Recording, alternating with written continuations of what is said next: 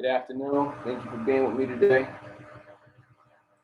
So I got 3 Facebooks, one Meet Me, one YouTube.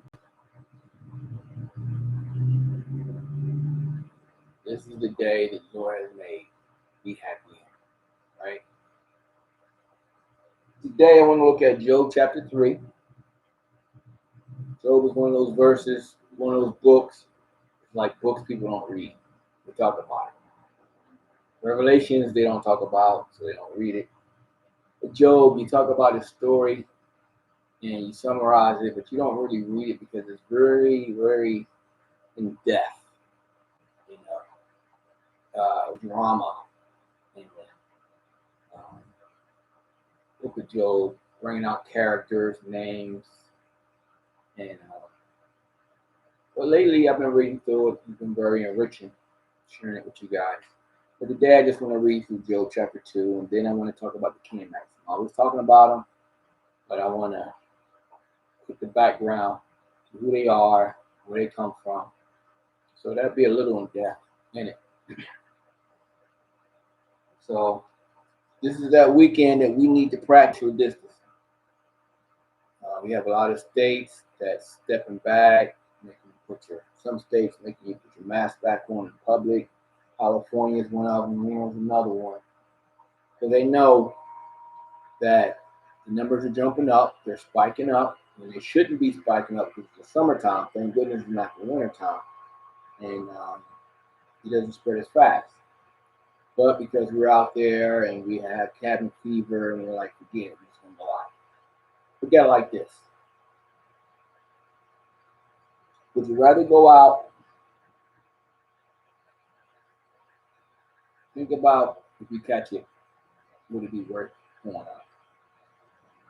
Side effects of it, if you get through it. If you don't get through it, it's still going to be painful in the process of it.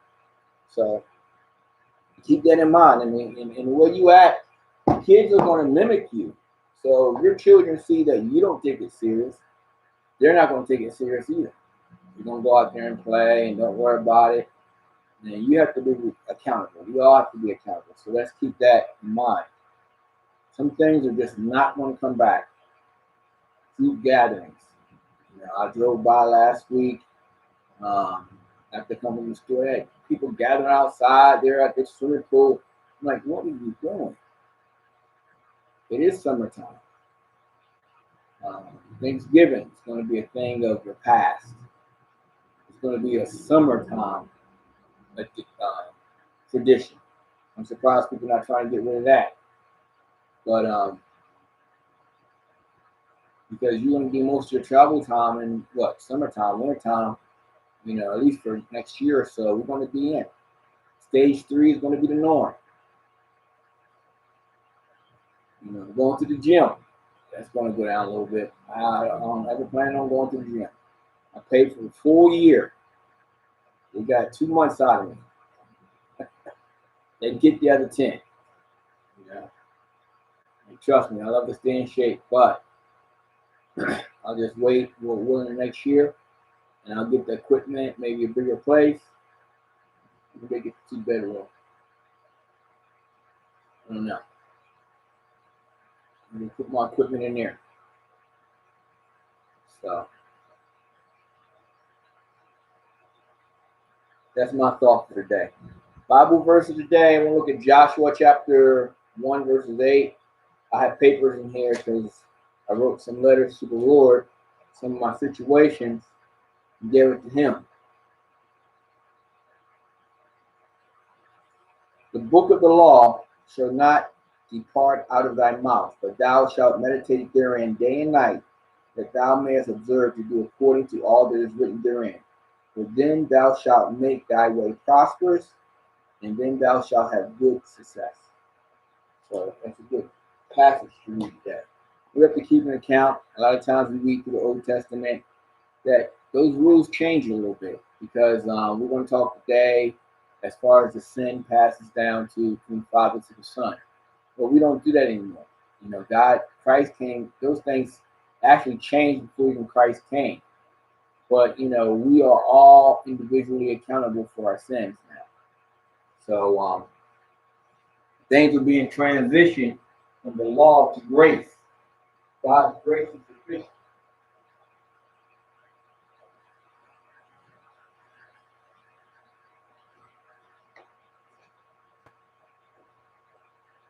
All right, guys. Sorry, step away from it. It's not like ashy hands, ashy head on top of that. So let's get started. There's a lot to read, and hopefully I can get through it today. Lord willing. So in Job chapter 2, Job chapter 1, was everything had happened to Job, but not to his body. So he lost everybody in his family, his wife, his children, his servants, his land, his stock, all that stuff he lost in Job 1. So at the end of Job, you know,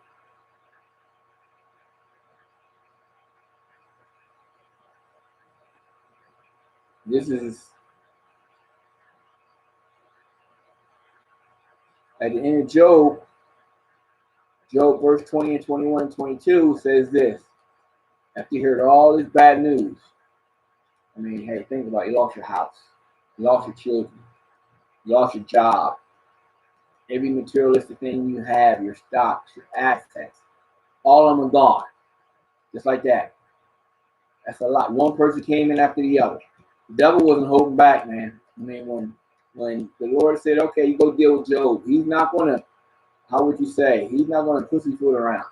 He's going to come at you as hard as he is allowed to come at you. That's what he does. You know. So that's why it's good to be in the midst of the Lord. That's why it's good to have God on our side. That's why it's good not to walk away from the Lord. You know, God protects us. You know, and at this particular time, at this particular instant, he just threw it on him. And Job said, then Job arose and rent his mantle and shaved his head and fell down upon the ground in worship.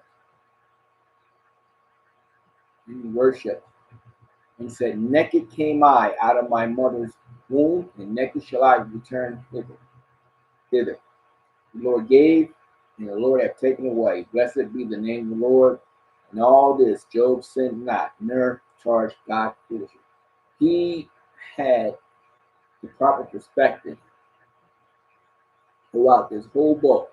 He is the epitome of what a Christian should be. Now, are we going to be the epitome of a Christian should be? No. People won't run out screaming, God, why me? Why might take her, not me? And all kind of stuff. Whining and everything. Blowing. No, he lets you know where his sights were set. No matter how much money he had, no matter where his profits were, because God give you more. And he's an example of that. God gave him more because he wasn't reliant on the things of the world. God took care of him. But we get a little money, we forget about God. We love the Lord, we talk about God until we see our eyes get all big. Ooh, I want $1 million. Oh, this guy's, we change. So here we go. Satan's going to come and make a second request because he's got to come and make a second request. And I don't mess with people.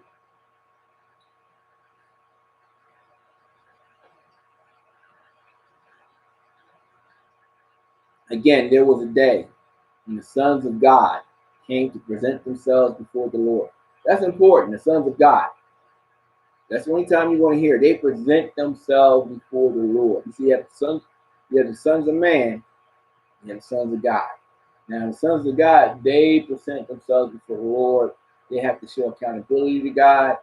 And, so it's like, okay, these people, or this group of people is mystic because they come. They're iconic, because they have to come for God to show accountability. Now, when you go from the Old Testament, you see a group of people who are for the sons of God. You got sons of man, you got sons of God. Have to represent themselves to God. Now, when you get to the New Testament, Christians are the sons of God. So spiritually, we're there. And spiritually, we have accountability. Lord knows I'm going to get to Canaanites. I'm not going to rush this. We may not get Philip. Maybe we can do that later. And there was a day when the sons of God came to present themselves before the Lord, and Satan came also amongst them to present himself before the Lord. We have to do it. So you down there? The Lord said unto Satan, from whence comest thou? And Satan answered the Lord and said, from going to and fro in the earth, and from walking up and down in it. So he has to be accountable at the word. But yet, this is how Satan does. And I got some friends that I know that are very agnostic or they're atheists. I pray for them. And they'll talk bad about God all the time. The devil will use you to talk bad about God. But he been there. He got his butt kicked. He know what it's like. He comes before God. He's hungry. He's hungry. See, because he got kicked out of heaven. Why? Because of pride. He was pride. He wanted to be as God. He wanted to do this. He wanted to do that. He was knocked down like a gnat. Like a gnat. And the Lord said unto Satan, he said, I'm going to talk to you. You think you big stuff. You come up here, nothing. Nothing but a flea. Probably worse than a flea, because a flea is hard to kill. They jump all over the place. You ever try to take a flea and put a flea, drown a flea in the water, don't drown? Those little suckers, man, I tried to step on them. I'm like, how do you kill him? You got to throw some stuff on him, but I tried to kill him. And the Lord said unto Satan, from whence whence comest thou? And Satan answered the Lord and said, I'm going to and fro in the earth and from walking up and down in it. And the Lord said unto Satan, hast thou considered my servant Job, that there is none like him in the earth, a perfect and upright man, one that feareth God and escheweth evil, and still he upholdeth fast his integrity, although thou movest me against him to destroy him without cause. He said he still stood with integrity, even though, you let me open up the doors. Even though God didn't do it to him, but he allowed it to happen, right? And when you go back and read chapter 1, and Satan,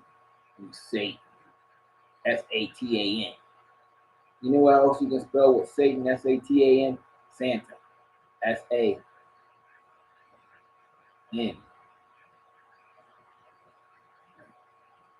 Yeah, S-A-N-T-A. And Satan answered the Lord and said, skin for skin, yea, all that a man hath will he give for his life. But put forth thou hand now, and touch his bone and his flesh, and he will curse thee to thy face. See, Satan been thinking about what to say. God allowed him to come in and play, because he knew the outcome. And the Lord said unto Satan, behold, he is in thine hand, but save his life. Do whatever you want, but don't kill him. And if you go on and you read, his skin was touching the bone. That's what he was like. He was like a skeleton. I think it's chapter 10, 13, somewhere around there. So went Satan forth from the presence of the Lord and smote Job with sore boils from the sole of his foot into his crown. So he had boils from his feet up into his head. You ever see people with boils? Ooh.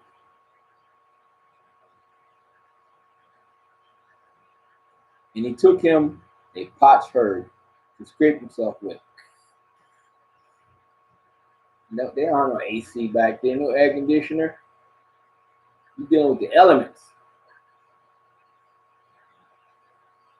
to scrape himself withal, and he sat down amongst his ashes. Then said his wife unto him, Wilt thou still retain thy integrity? Curse God and die. Get it over with. I guess to death do you part. I guess you were ready to part from him. Just go ahead and kill yourself. Get it over with. Get it done. Get her done. Hey, Heather. Get her done. I mean, it's a lot of love that she had for him. But he said unto her, Thou speakest as one of the foolish women speaketh. What shall we receive good at the hand of God, and shall we not receive evil? And all this did not Job sin with his lips. He's like, hey, when the good stuff was good, it was great. Now it's not going well. Now you want to sit there and curse God and just get out of it. You know, life can be like that sometimes. People be like, oh my goodness, things are so rough and hard. Let me just check out. Let me tell you something. Tomorrow is a new day. The way I view it, tomorrow is a new day. It's a new beginning. God's mercies are new every day. It's another chance for God to be God in his walk in our life. Now, when Job's 3 friends heard all that this evil was come upon him, they came every one from his own place. Eliphaz, the Temanite, and Bildad, the Shuhite, and Zophar, the Namathite, for they had made an appointment together to come to mourn with him and to comfort him. And when they had lifted up their eyes afar off and knew him not, they lifted up their voice and wept. And they rent everyone his mantle and sprinkled dust upon their heads toward heaven. These people were passionate toward Job.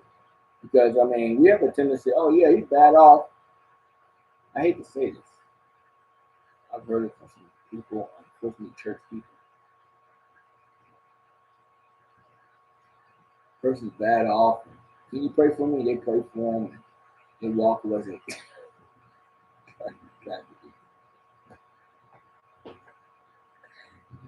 They'll pray for him, all right, and they walk away and say, oh, he ain't got much time.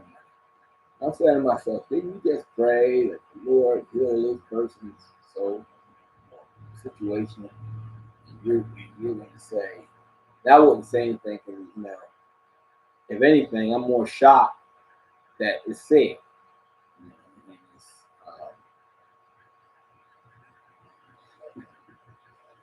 You got to have faith and pray.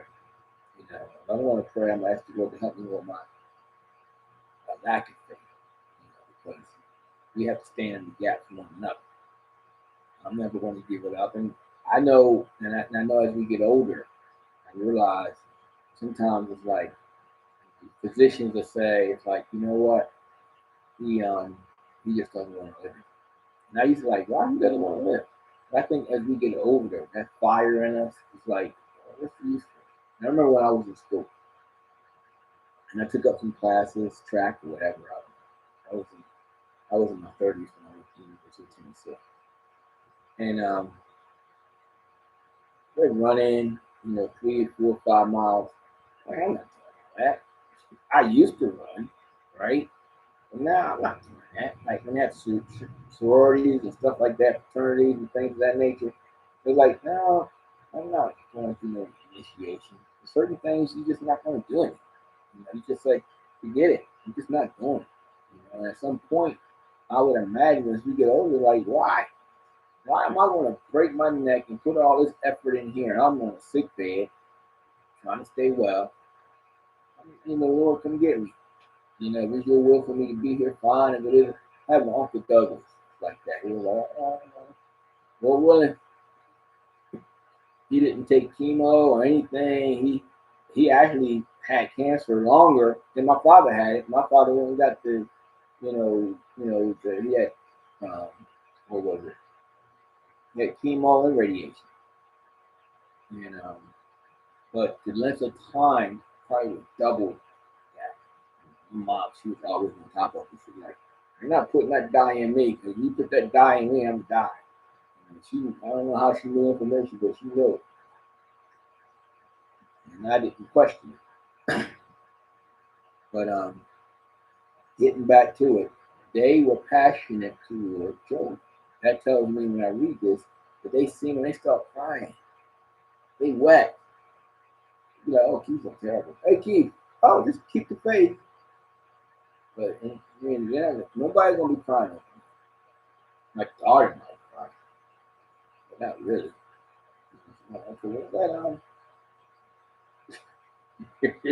Where, where's that check at? You're gonna cry a little bit. Don't cry over me. Absence from the Lord, present with God. It gets better.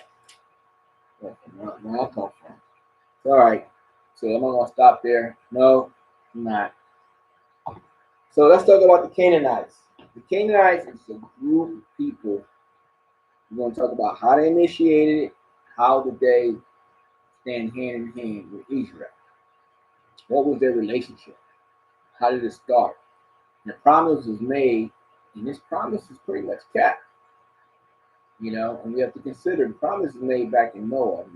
If I'm correct, it was over 600 and something years before it starts to take fruition with Abraham and the promise, and another 400-500 years. Another 420 something years. It was way over about 1,000 years before they go back to the promise. Before that promise was actually 460 years because it was 420 years from the time they were up in Egypt, and then they had to wait another 4 years because of their stubbornness. So it was a long period of time. But a promise is a promise, and God allowed Noah to make it, and it went from there.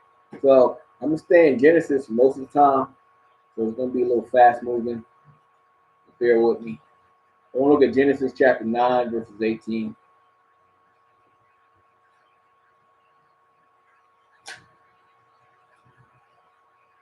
And it goes like this. And the sons of Noah that went forth of the ark were Shem, Heth, Japheth, and Ham, with the father of Canaan. All right, so just had the flood. 8 people just walked out the ark. Well, 8 people in there. I believe it was 8 that came out. And that's a good, if you sit back and read, Genesis is always a good book to read. So now, they come out the ark, and Ham is the father of Canaan.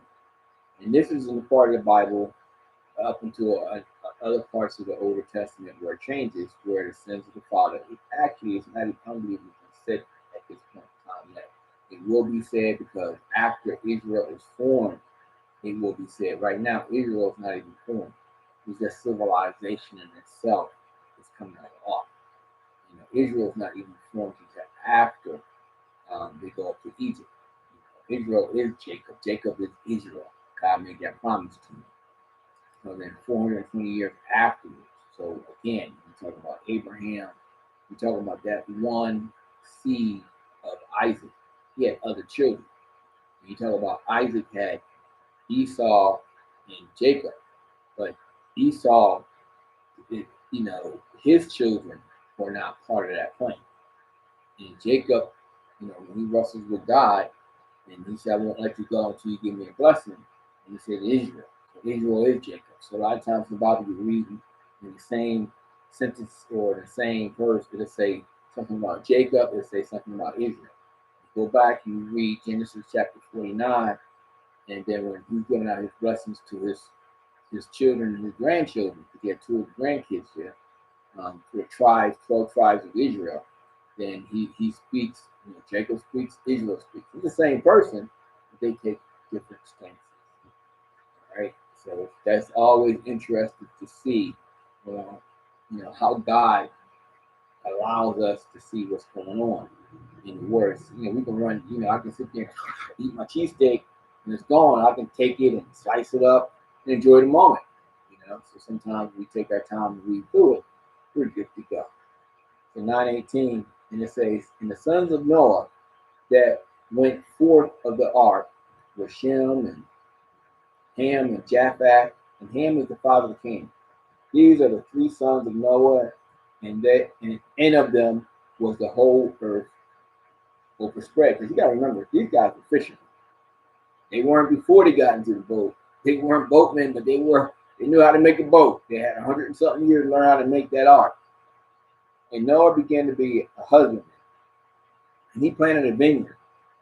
And he drank of the wine and was drunken, and he was uncovered within his tent. Now, I'll hear some Christian groups, leadership say, well, you know what? You're not supposed to drink. That's why he got drunk. When they talk about drinking, they said, he got drunk. And try to use that as an establishment for drinking. Again, Israel wasn't even identified at this time. So that doesn't even apply. It's like talking about, how would you say, closing the door after the horse left the barn, because it doesn't make and then if you want to be consistent in God's word, Bible doesn't tell you that. Unless you're a bishop or you're a king, things of that nature. You look at Psalms or Proverbs, but at the same time, he tells you not to be a glutton, because you're going to eat. He said, don't be a glutton, don't be a drunk. So he didn't say that to drink. He said, don't be a drunk. But if you know if you're drinking is leading to something else, then you need to not drink. If you know that, you start eating this particular food, I'm like that with cheesecake. If I eat cheesecake, I'm done. Just give me the whole thing, right? Oreo cookies. Most people Oreo cookies, you buy the whole pack. You don't touch it. You don't want nothing to do anything with it until you touch it. And you touch it like, okay. I'll be in a store, I'm like, all right, I like the golden ones too. The yellow. Not the double thick ones. But I don't be eating all that. It's nice and tasty. But I don't like the thin ones because I don't eat the cookie and not taking the inner part of it. But if you buy the package, you're gonna end up eating that whole package. So I'll be like, all right, I'd rather get the little simple ones than a little roll about 10 to 12. I'm good. If I buy the whole one, then I feel obligated to eat them in a couple of days. Then I'm wondering why I'm not losing the weight. So I digress. You're welcome.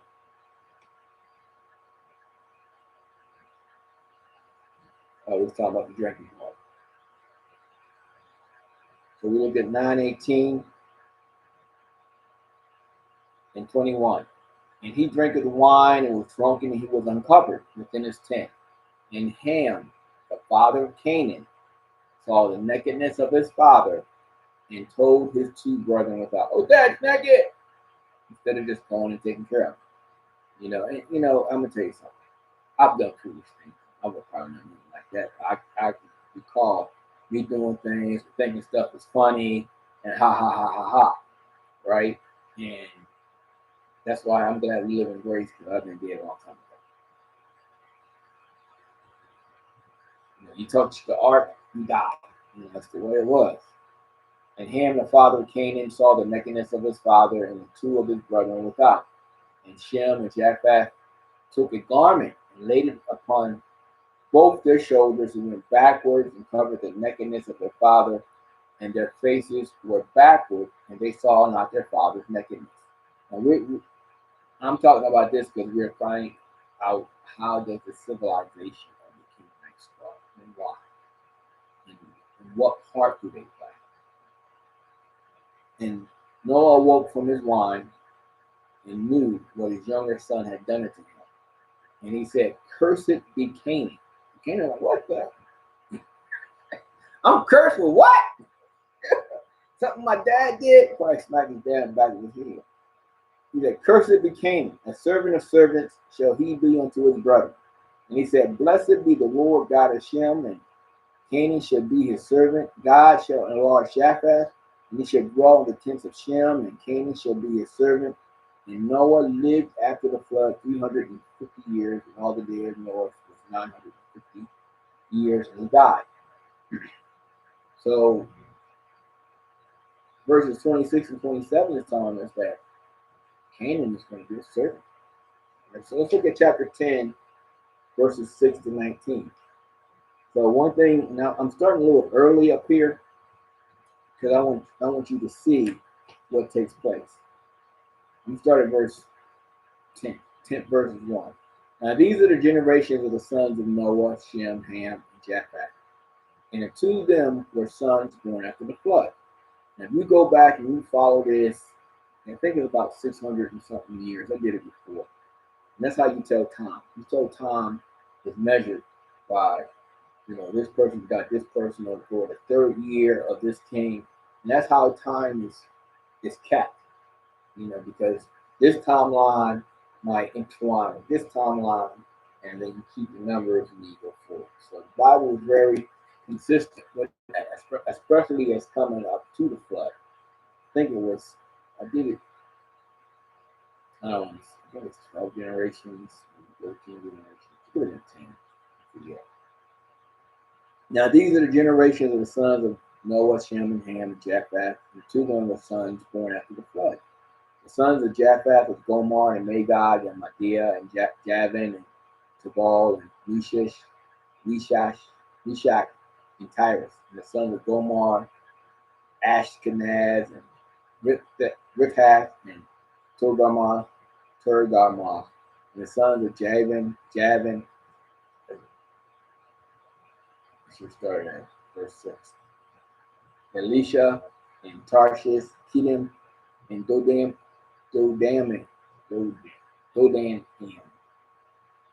By these were the Israels out of the Gentiles divided in their lands. See, I'm going to tell you about the Gentiles. The Gentiles, when we talk about the Gentiles, this is it starts here. It didn't start after the Jews. It starts here. Talk about Gentiles, it starts here. It was Jews religion started way after, organized religion started way after Egypt. And you had all these other religions. The only thing you had was the God of Abraham, the God of Isaac, and the God of Jacob. That's what you had. And when Jacob's son went up to Egypt, he was the one that started the first 401k for the priests. And went through that time period of what? Famine? What did he do? He said, okay, everybody's got to pay taxes, but the priests don't pay anything. And it wasn't Jewish priests, it was Egyptian priests. He was given the authority to do these things. Genesis is a very enlightening book, to understand, and it adds a lot of fullness to the rest of the Bible.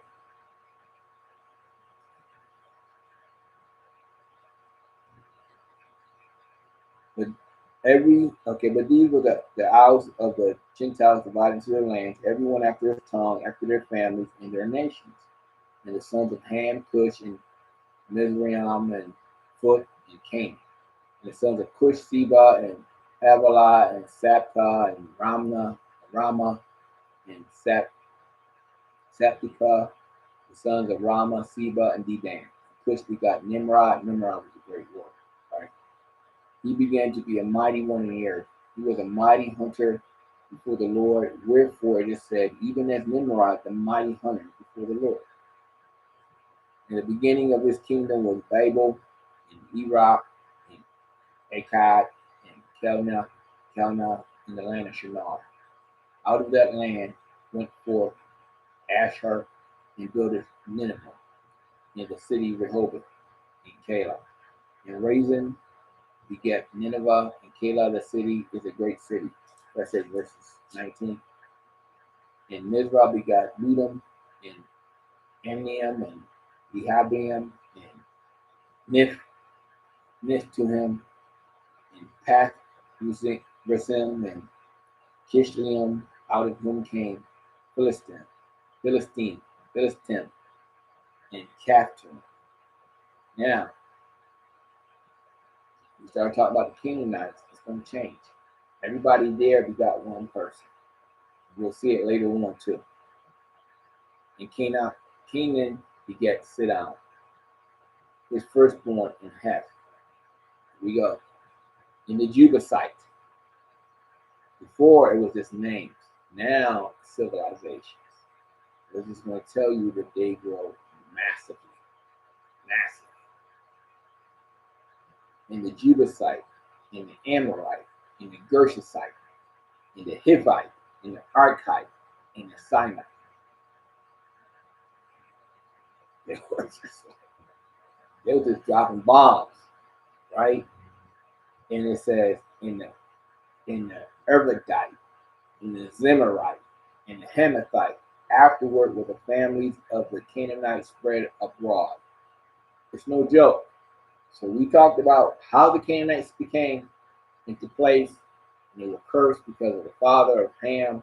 But now, and they're supposed to be the servants, right? But they're spreading over in a great, massive manner. And the border of the Canaanites were from Sidon, as thou comest to Gerar and Gaza, into Gaza, and thou goest into Sodom and Gomorrah and Amah and Zeboam, even into Lasha. And he says, these are the sons, and then they go on from there. So that's where they stop for the king.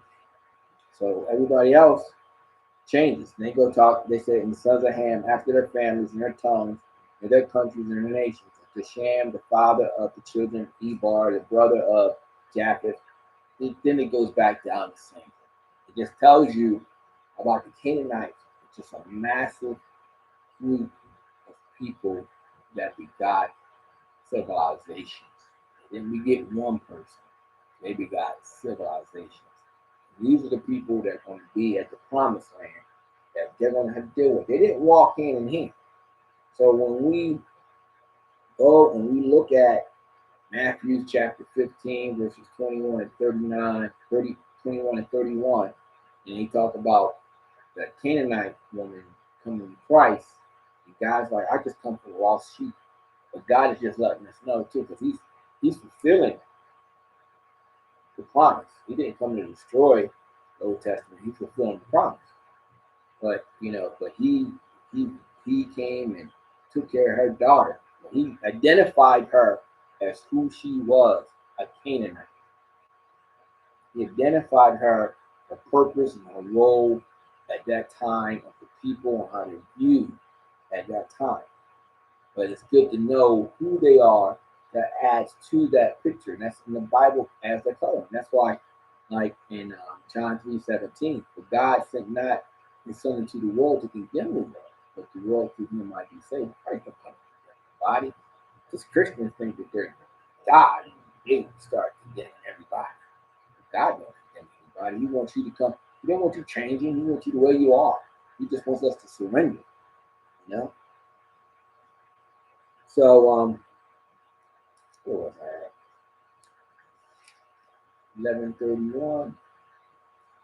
And Tahar took Abraham's son. Tahar is the father of Abraham. And Abram is his name before he changed it. God changes his name. His name no longer Abram, it's Abraham. Okay. And Tahar took Abraham's son and Lot, the son of Haran, his son's son, and Sarai, which becomes Sarah. And Abraham needed Sarah so so she could be the mother of all kingdoms. Right? Eve was the mother of all living, but Sarai, or Sarah, had really also. So Lot, the son of Haran, his son's son, and Sarai, his daughter-in-law, his son Abram's wife, and they went forth with them from Ur of the Chaldees to go into the land of Canaan. And they came into Haran and dwelt there. The days of Terah were 205 years, and Terah died in Haran. Now he had another son, his son was Haran, he died.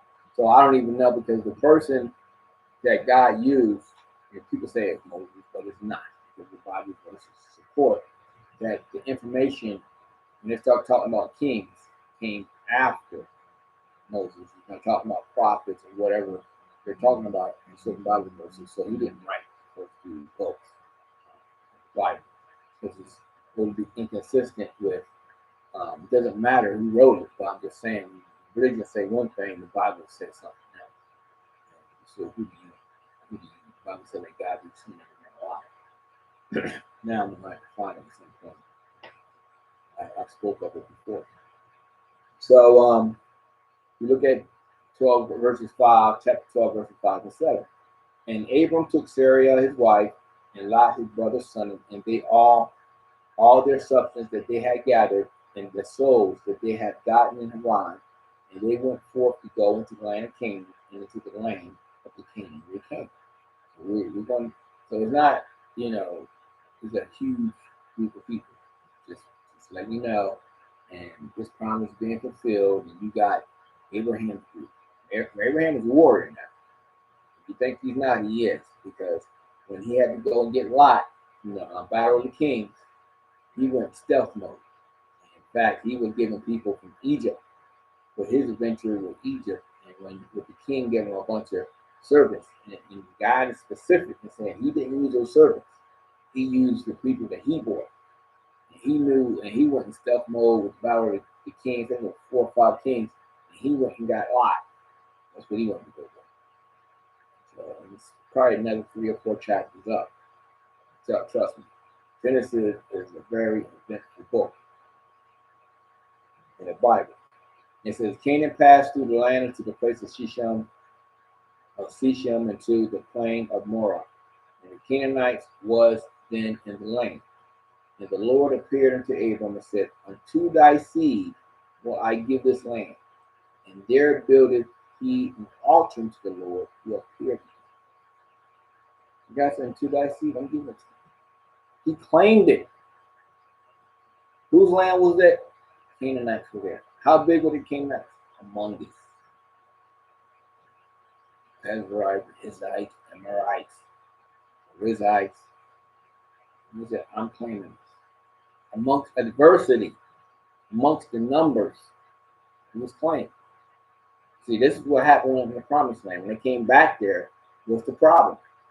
Because it was given to them, but they believed in the smoke screen of, it's going to be adversity and we don't want to deal with that. No. God's going to take you through the adversity. He already gave them the promise. It was going to be there. You just have to trust. And that's why in this world today, we don't get what God has for us because we don't trust him. And we have to do it in his terms. We can't run around doing my terms. All right, well, robbing your brother and doing all kind of crazy stuff out there. And they expect God. God says, no. He says, my people are called by my way. Return. See? And then we want God in our terms. You think he's abracadabra. Let me just put the prayer come up. You do a better chance just go rubbing the cup. No, God's not real. No. Oh, God's dead. No, he ain't dead. Your works are dead, or your love for him is dead, or your commitment is dead, or you're not willing to surrender. And you ask the Lord, what does I need to do? And give me strength to do it and God direct me.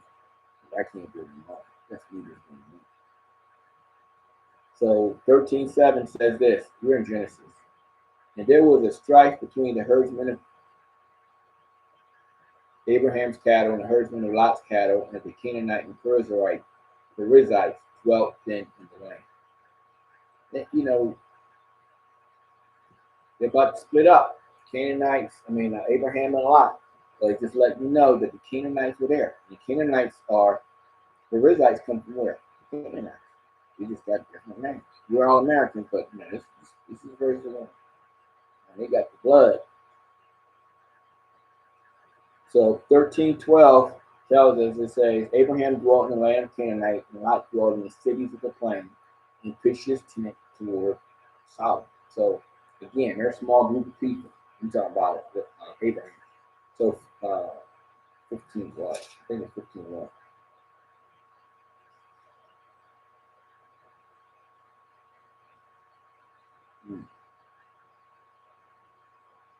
Maybe 15:21.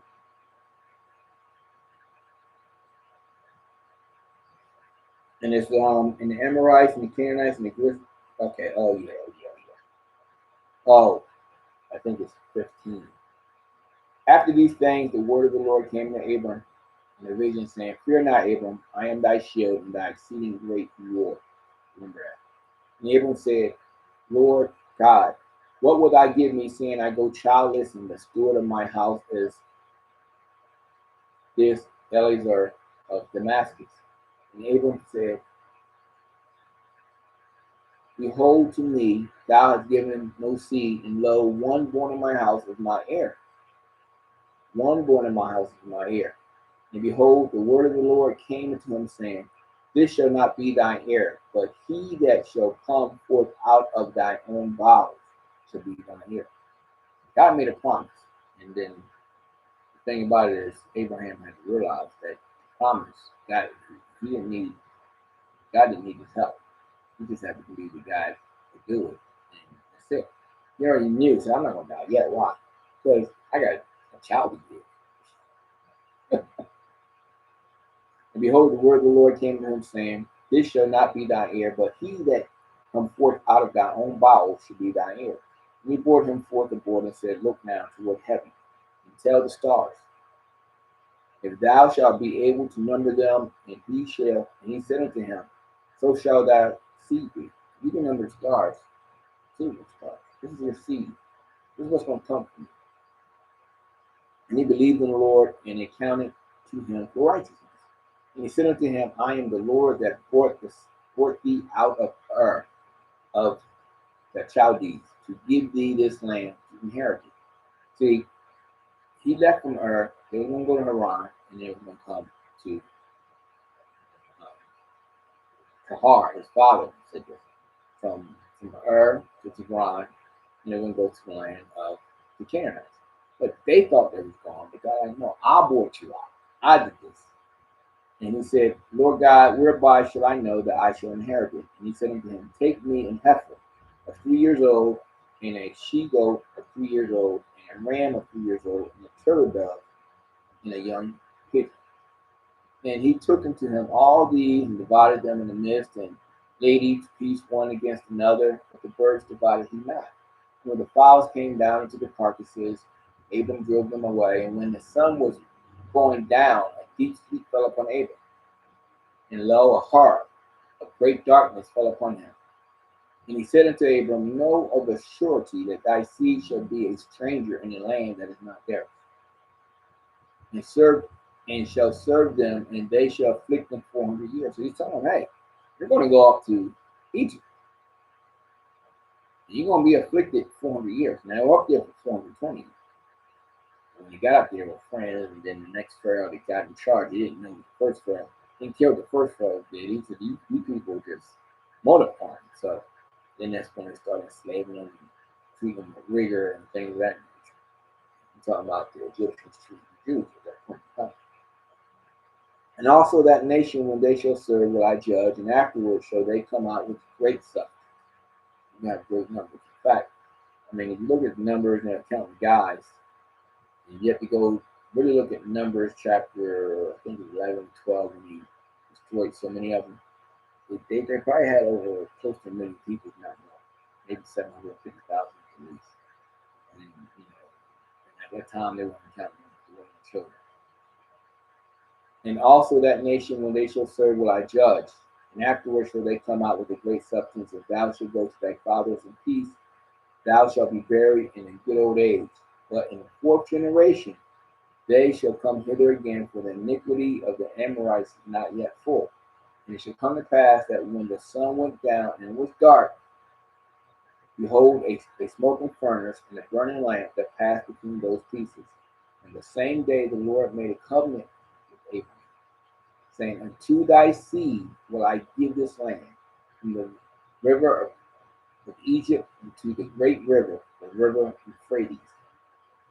The Kenites, and the Perizzites, and the Edomites, and the Hittites, and the Perizzites, and the Ramphraims, and the Amorites, and the Canaanites, and the Gershites, and the Jebusites.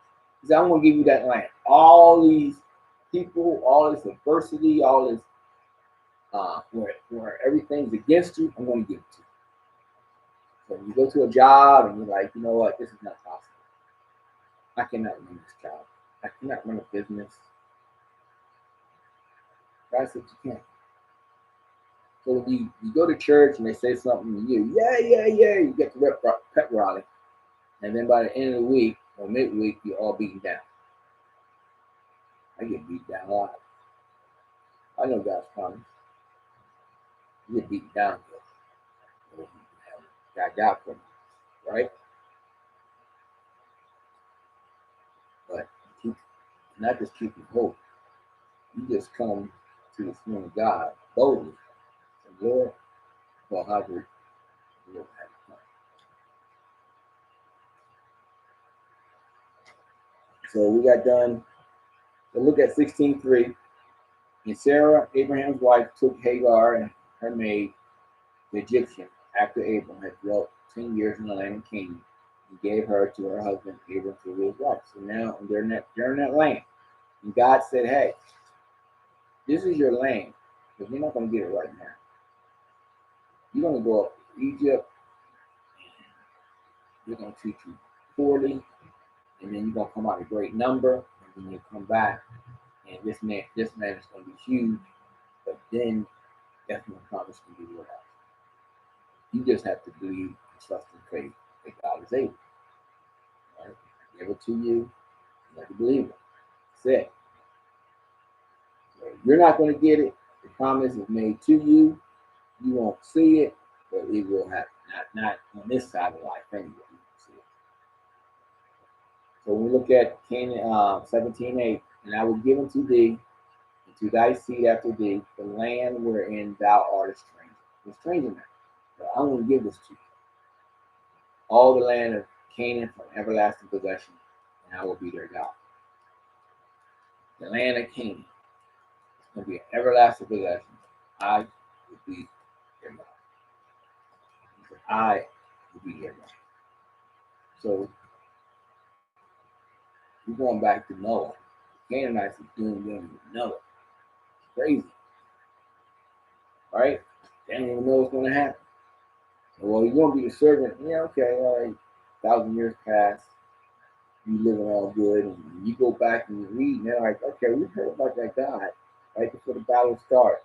He's the one that walks you through on dry land. They knew, they were trembling. They knew, you don't know what the adversity is thinking and what God can do for you because they see it coming. When you see people that's agnostic or don't have time for God, you don't know, and they're barking at you. Don't have to be fearful. Just do what you're supposed to do because those people are the ones that's ready to break. They go from zero, they do a 180. The same ones running away because they're on edge. And not all of them, but in certain situations,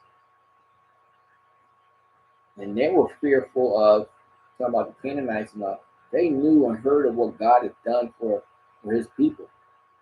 But yet his people said, oh, we're but grasshoppers in their sight. Numbers chapter 13 and 14.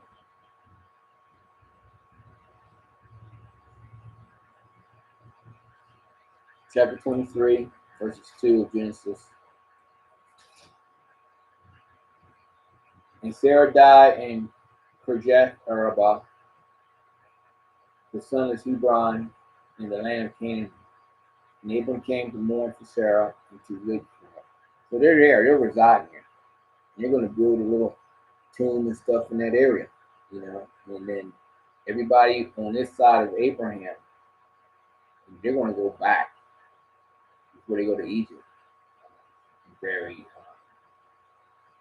Jacob. Jacob goes back and buries the first wife. The second wife, the one that he worked 20 something years for, the one that he just had to have, the one he had to have, the one that he didn't want is the one he buried with the family plot.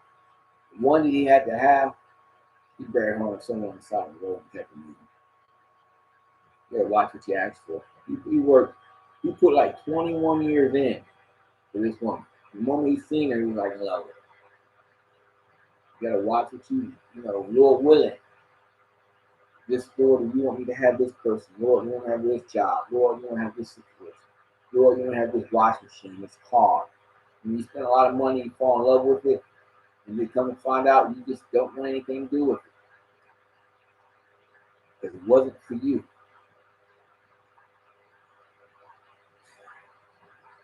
Sometimes I talk to myself. And after this is 23:19.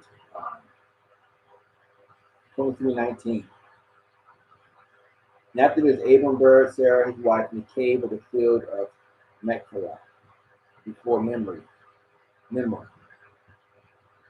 The same is Hebron in the land of Canaan. Remember, Canaan plays a big part in this. So look at 24 verses 2 to 3. And Abram said unto his eldest servant of his house that ruled over all that he had, Could I pray thee thy hand under my thigh, and I will make thee swear by the Lord, the God of heaven, the God of earth, that thou shalt not take a wife unto my son of the daughters of the Canaanites among whom I dwell. This is what Abraham said. He said, no, we're not going to deal with these people. And of course, today is different. God wanted his people to be separate at that time. And in fact, he wanted them to be separate because later on, he said, I want my people to be secure. Now he's open, but then it was earthly, it was fleshly. It was a fleshly thing. So it was so fleshly and important to God, he said, don't let your semen touch the ground. That's how important it is. That, in fact, they didn't go out and tell people, look, people came in to them, they were called proselyte Jews. They had to give up what they believed in, but Jews didn't go out looking. Now when Christ comes, you start reading in Matthew 26 and elsewhere in the Bible, now it's different. It's a spiritual thing. All right. And it's like he said, so I tell somebody, and I tell somebody else, and that's how the brethren to take it out into the world. The Old Testament speaks about taking to another group of people. He said. And then that's how the family is now. So now you got Christians running around talking about, well, my quiver is full, or things of that nature. They're running around having a bunch of kids. They missed the boat. It's not about going out having a bunch of kids, Old Testament, because they're not born into salvation. They have to accept it individually, right? So those are the differences. So you got all these kids and everybody on welfare. God will provide. No, he didn't provide. I'm paying taxes. My tax money is covering your butt. Excuse me. My tax money is covering your situation because you fail to realize what's taking place. And I'm not talking about Christians. I'm talking about Christians in leadership. Pick up the Bible, read it, and all these kids. It's okay, but let's not be. That will make it says, we read this at the Canaanite one. So now we go to Genesis 28. Only a few more here to look at. And Isaac called Jacob and blessed him. Now Isaac, so you have Abraham, father Abraham, father Isaac, father. That's all they knew up until after Moses said, Lord, what should I call you? The only thing they knew is Father Isaac, Father Abraham, Father Isaac, Father Jacob. The God of Abraham, the God of Isaac, the God of Jacob. That's all he knew. And God said, tell him that I am. Because Moses had to go back to Egypt to get his people. So they didn't know how it's going to be identified. He just tell him that I am have sent you. Right? We all know that.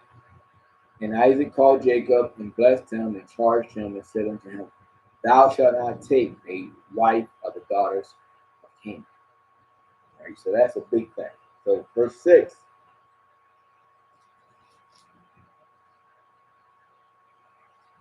And Esau, don't forget who's Esau. Esau, is Isaac's son. Right? He's the one that came out first and gave a big birthright for some food. He's the one that, actually he gave up his birthright with the promise that you come from him. The seed came from.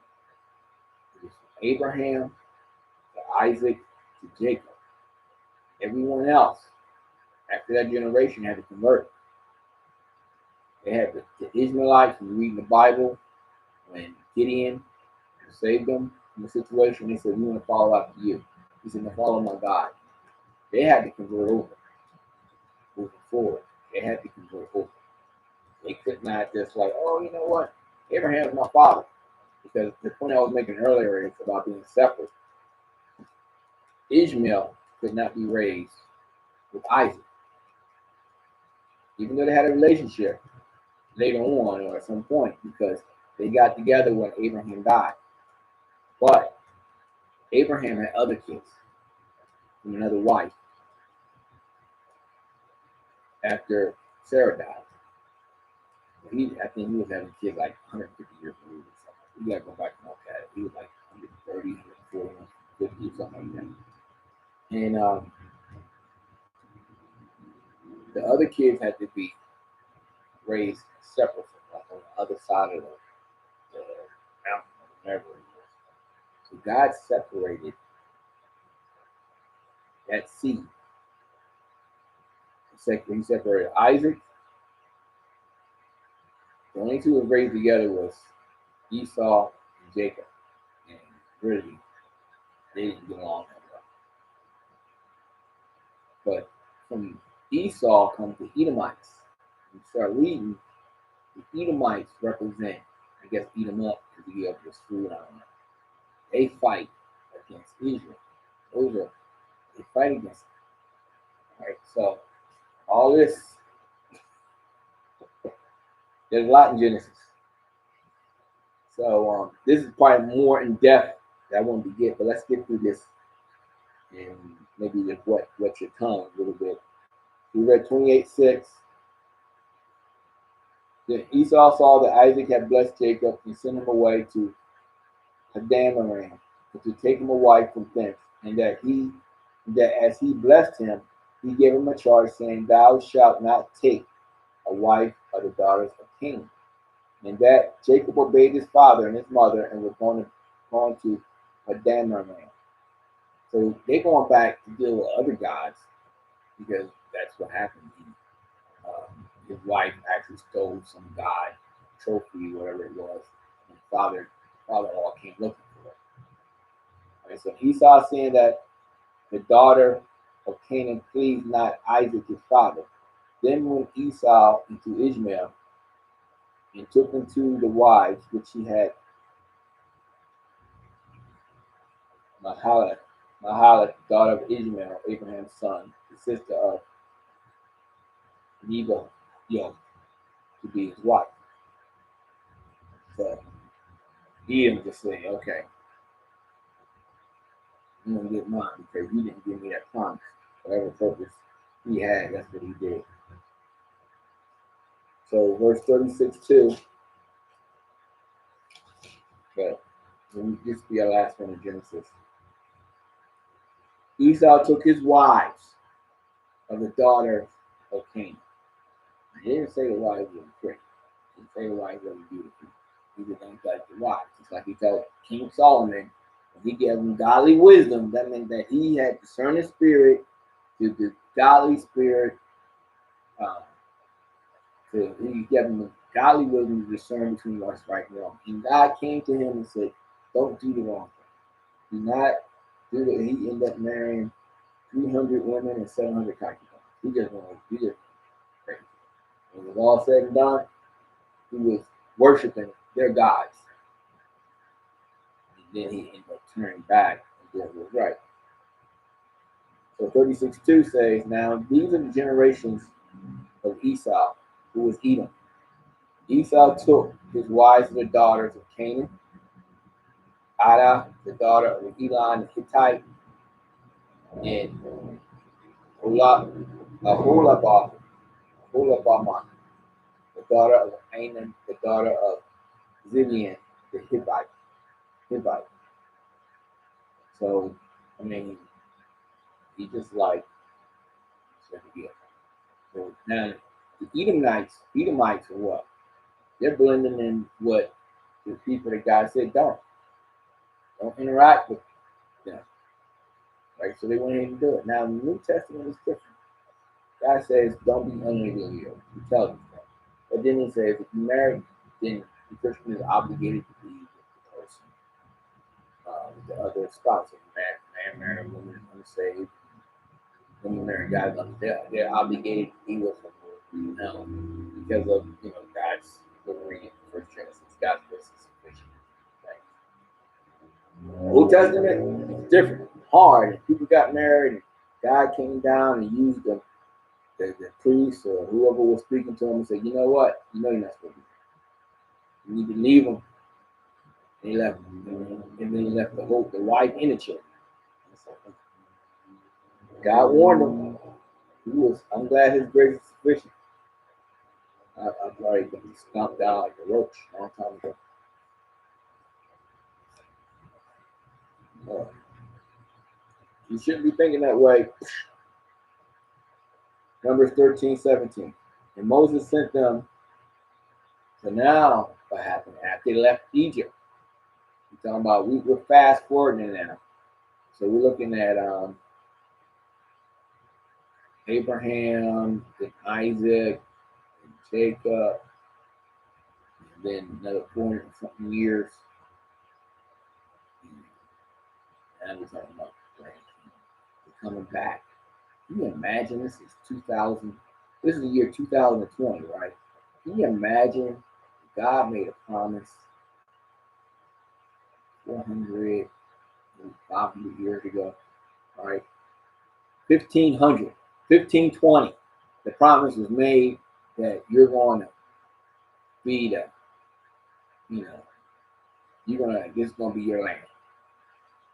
The way people think today, they wouldn't even, they've been washed. Nobody thought nothing of it. The generations were longer because people lived longer lives. There was only 4 generations. So that's like basically 100 years per generation. Our generations, I don't know, 20 years. My dad, 20, 30 years maybe. You died 20 years, 25 years after your parents died. That's pretty much how I look at a generation. I don't know how you measure it, but that's how I measure it. So everything moves faster. Now they come back. The promise is made, and everybody is like excited. Not everybody, most is, just a few others, because everybody's not excited. They're like, oh, they're too big for us. And Moses sent them to spy out the land of Canaan, to say unto them, keep ye up this way southward, and go up into the mountain, and see the land, what it is, the people that dwell therein, whether they be strong or weak, few or many. So the Canaanites didn't go anywhere. God already proclaimed it. You just gonna come back. God always puts us in a situation. You read through God's word, the numbers are always against you. Numbers are all, even when they killed Christ, they were jumping and dancing and happy. But the victory was not in killing. The victory was in rising up again, the shedding of the blood. Christ tells us in Revelation that we are washed in his, our sins are washed in his blood. He tells us in Romans chapter 5, verses 20 and 21, no matter how great our sin is, his grace is greater than our greatest sin. Right? But he tells us in Romans 6, 1 and 2 that he forbids that we continue in sin, even though he cleanses us of our sin. So I just figured out when that body so we run outside and do something crazy today. He said, oh yeah. I found out the hard way. So now when I go through, and we're going to touch on this, and we'll be done on this one. Look at Matthew chapter 15 coming up. Since we're here, I'm going to touch on it. And then I'm going to go back to Matthew chapter 15 probably next time when I do it again. Next time I'm on here. But I want to touch it now since it's fresh. And I can refer back to it. Then Jesus went thence and departed into the coast of Tyre and Sidon. Behold, a woman came out of the same coast and cried to him, saying, have mercy on me. So now, when we talk about that word Canaan, there's a backstory, right? Oh yeah, well, this is before, like, the woman came out, she's just the other person on the other block over. No, there's a backstory. We know that Canaan is cursed because of Ham, the father, did what? After the flood, looked at his father nude and made fun of him. And then because of that, the Canaan became the Canaanites, and they're supposed to be what? Servants to the Jews. And now the Jews look down on them, and the Canaanites know their place as far as God is concerned at that point in time. Now, those things change because Christ tells us that it's open to all, right? Which we'll read in a minute. But let's read through this. Then Jesus went thence, and because God's going to tell us about the law. No man can keep the law, right? We're going to not be perfect. When we have tears and things come up, tear groups, things of that nature. God said, I want to peculiar people, and so that they stand out above everyone. Right? So that's where we get the 10 Commandments and things of that nature from the Bible. But he shows us the labor and the side effects and how it affects other people. And that's a model so that we can see it. And so things in the Old Testament are the physical battles that we go through. But now it's a spiritual battle that we look at through Christ, because Christ said, I don't come to establish an earthly kingdom, I come to establish a heavenly kingdom. So that's what he came. So that's what we deal with more than we ought to. And even though these countries abuse the word of God and imperialism and things of that nature. So, you know what? If you're not a Christian, die, convert over or die. And we did it to a lot of countries. Right? And those people passed on now, and they got to God for it, whatever level. But you know, that's not Bible. That's not consistent. That's the use of God's word. That's taking God's word to use it for our advantage. So what purpose is it if we use it to our advantage for 50 years, 60 years, and we benefit from it? And then, no, I'm not going to answer that for that. I'm not going to answer that for that. I mean, no, ain't that much treasure or that much anything in my life to do that. So, then Jesus went thence and departed in the coast of Tyre and Sidon, and behold, a woman of Canaan came out of the same coast and cried unto him, saying, have mercy on me. She knows her state. God's grace and mercy. As a Lord God, in his grace and mercy. I can't think of that word. We have not because we ask not. O Lord, thou son of David, she acknowledged, God have mercy on me. I'm acknowledging who you are. I'm feeding you. My daughter is grievously vexed with the devil. Today we say, oh, you know what? He's on drugs, he's on medication, he's having psychological problems. You better give it. If you want it cured, you better take it. You better give it. You better call it what it is. Because the only thing, hey, I'll take medication. I have to take it this week. All right. But medication masks a problem. It doesn't necessarily heal it in certain situations. It can help. It can cure. Some situations it just masks the problem. Oh, you got ADD, give him some medication. Oh, you got, take that crazy foolishness you got right there. Play a sport. I want to say that. Put him on a piano. Put her on an instrument. Take that energy. Listen to Mozart. He's a nut. Listen to him. This man was crazy. And when we take his music and we say, oh my goodness, it's great. Now you take that skill set they got, we're supposed to use it, not mask it. God's giving us ability for those kids. But he can't sit in front of the TV and run all over the place. Give him ADD. Give him that I can't think of Android. Oh, my child doing great in school. He's hitting the baseball real well. Send him to the doctor and give him prescribed Android. No.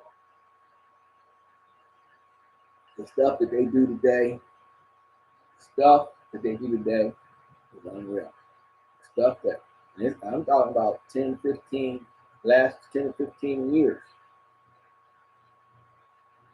All right? How you prepare your, even before the child is born, the child is getting stuff. Be smart. This is fact.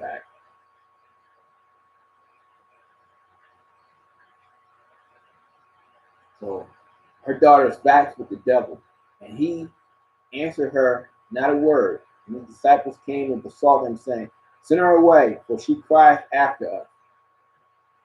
Do her, she's already identified. She's not what they are. But he answered and said, "I am not sent." He answered and said, "I am not sent but unto the lost sheep of the house of Israel." And that's not sent for the lost sheep of Israel. Then came she and worshipped him, saying, "Lord, help me." You have not because you ask. The thing is, Matthew 6:4. Trick. She knows something. Oh, that ain't it. Big sleep. And then came she and worshipped him, saying, "Lord, help me." And he answered and said, "It is not meet to take the children's bread and to cast it to fire." Right? Because he's still under what? He's fulfilling the law. So he's still on the law. He's still fulfilling the law. And grace comes in when? Especially when you had before. He died. In Hebrews. When the tester dies, that's when the covenant comes to place. That's when the testament comes to place. There's no shedding of blood. There's no remission of sins without the shedding of blood. The tester has to die to shed blood. Jesus Christ shed his own blood for us. And she said, "Truth, Lord." See, Christ is like, hey, he knows what she's going to say. And he's letting us know how important his word is. We don't take it. It's not important to us. You know why it's not important? Last time you picked up the Bible and read it. Last time you told your children how precious God's word is. You told your grandchildren how precious God's word is. When the last time you told somebody that you love how precious God's word is? You don't.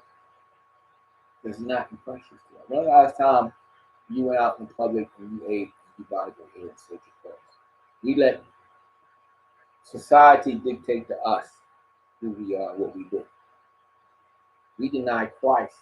God says, if you curve your food, you sanctify it. In the day's time, who knows who's breathing on your food, right?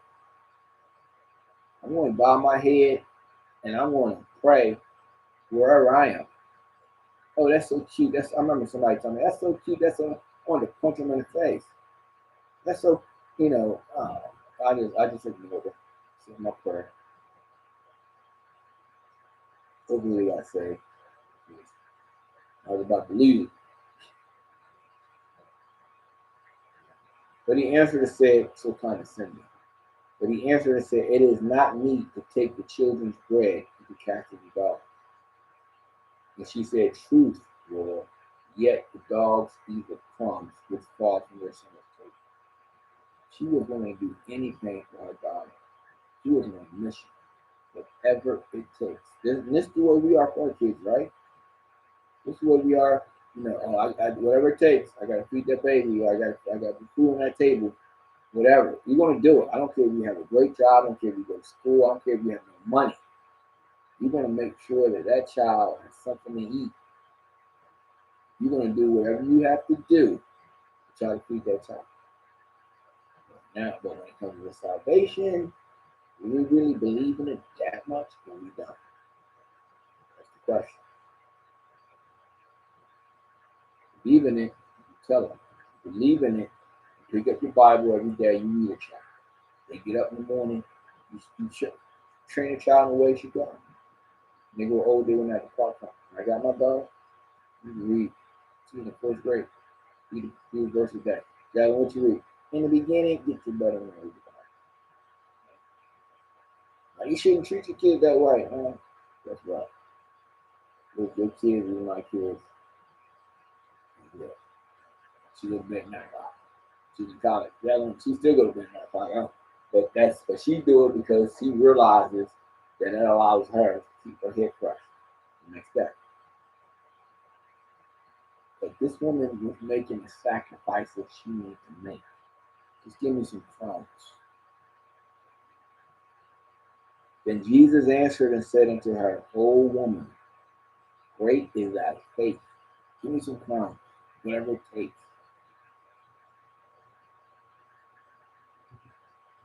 Great is thy faith, be it unto thee even as thou wilt.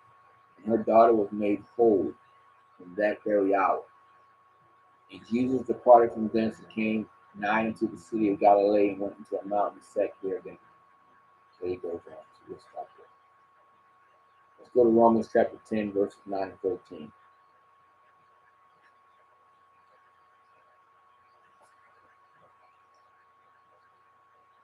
For with the heart, so the difference between now and then is that that's just a model. Old Testament is a model. Go back and read Galatians, Ephesians. It's a model of things to come. So you have a vehicle outside. I want to give you a model, right? I don't know. How about this big? You got some little nice ride. You paid maybe 35, 40, 50 grand, $100,000 for it. So I want to give you a model. This model costs, I'm going to trade this for that. You're like, no. God tells us how important we are. He does. It's just a model, man. When we go back, we look at it, we read, so we won't fall to him, we won't fall.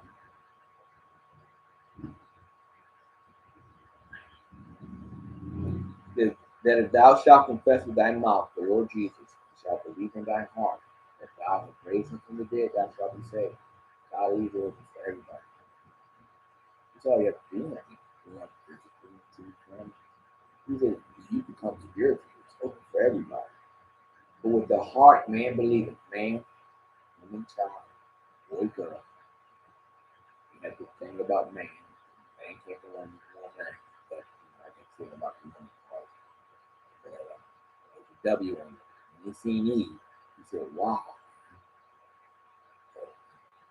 We get to heaven, somebody. You get to heaven, I guarantee you. That's what God got to be. I might be wrong, but I'm holding to it. That's my story. It's got to be wild, man.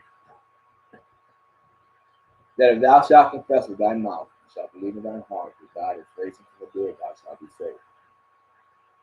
For with the heart man believeth in righteousness, and with the mouth confession is made to salvation. For the scripture said, whosoever believeth on him shall not be ashamed. Whosoever. Where did they reside when they came out of the heart? Right? The world. But there is no difference between the Jew and the Greek. There's no difference. Who was over the Jews at that time? The Roman Empire. They were over man the answer. What's the precedent? The Jews sin nature. When Jesus Christ came, they were looking for a savior to come take them out of their situation they've always been in physically. But he didn't. But God was converting that from physical, from earthly thing to heavenly thing. So he was establishing his heavenly kingdom, not the earthly.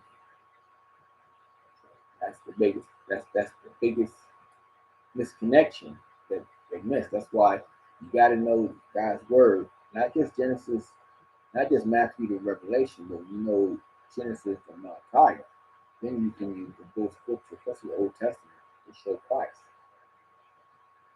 He didn't just come into existence like Mary. He was there all the time. He was that rock. He was, he said, let us make man our image. So There's a difference. But there's no difference between the Jew and the Greek, for the same Lord over all is richer to all that call upon him. For whosoever, and let's go back to verse 12. For there is no difference between the Jew and the Greek, for the same Lord over all. Again, is rich unto all that call upon him. The word rich is there for a reason. So I took my issues and my problems, I put them in the Bible. That's what I did. That's right.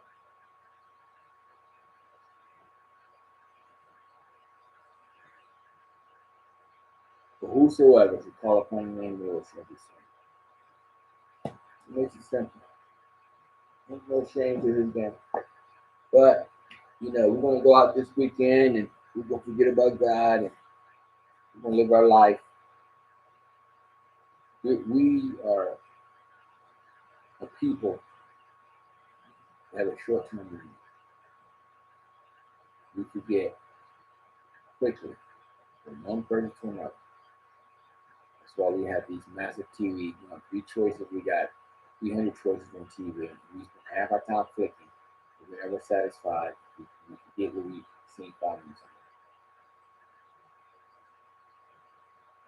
Just like we talk about Satan throwing all that weight on Job, it's not about choice. We have a short attention span. We're made to have a short attention span. Always looking out for the next best thing. So when it comes to God, it's relic, it's old, doesn't matter. Doesn't matter. And that's the way, it's just a blur of different things that come by our mind every day. Internet, you go on the internet and watch, in the course of an hour, you probably went through 100 pages just looking at different things. Never focusing on what's important. It's not by chance that this is there. Our distraction level is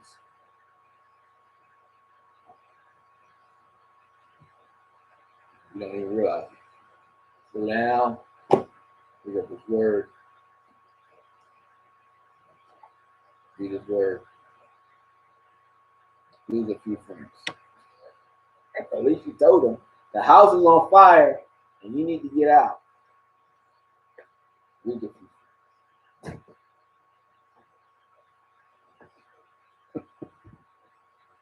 Godspeed, good people.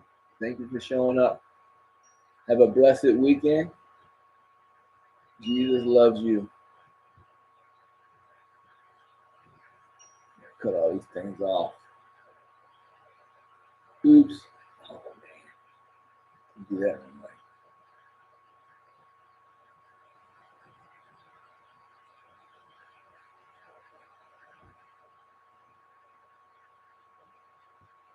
It's a little double broken.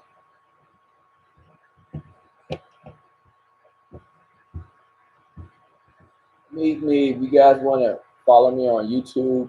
First name is Keith. Last name is